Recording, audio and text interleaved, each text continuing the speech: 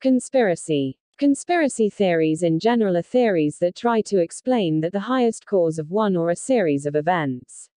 Another meaning, conspiracy, is a covert and often deceptive effort, planned secretly by the powerful with a systematic propaganda process.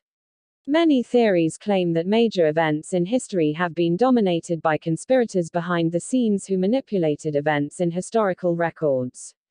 Has no effect in the short term but has a big effect in the far future, does not feel detrimental to the material losses at that time but has a big effect on the mentality of the next generation. So that publication is formed based on the intention of a nation's conspiracy to label another nation from the subjective interpretation of historical records it has made. As a result, it becomes a status quo, although ambiguous, and refuted by academic scientific studies. Another opinion about the conspiracy theory is something disguised reality, and can only be seen in the know and uncovered by those who have researched very deeply. On the contrary, for those who are exposed, it is induced as impossible. Thinking, studying, analyzing, opening up and proving something that is ambiguous gray, is considered an impossibility, even lie, because it still has to be hidden from public view and knowledge, and haram, to say words or terms that are right is phytology. This is the output that is expected in the previous conspiracy and is successful in this time.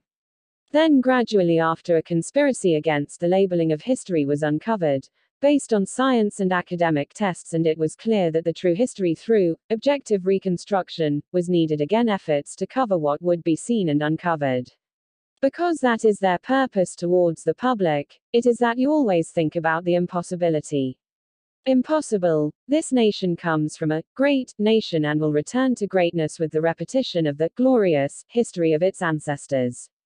The big questions for us to answer by reviewing our historical record are: why don't the historical records of our ancestors Nusantara Indonesia before AD 78 exist? Why is the pre-Islamic kingdom and sites throughout the archipelago Nusantara Indonesia also its teachings are always called from and based on Indian teachings? If it is true, when did they go to the archipelago Nusantara Indonesia, until they entered remote parts of the country?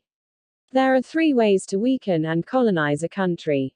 The rest of the nation will destroy it itself. 1. Blur the history. 2. Destroy the historical evidence so that it cannot be proven.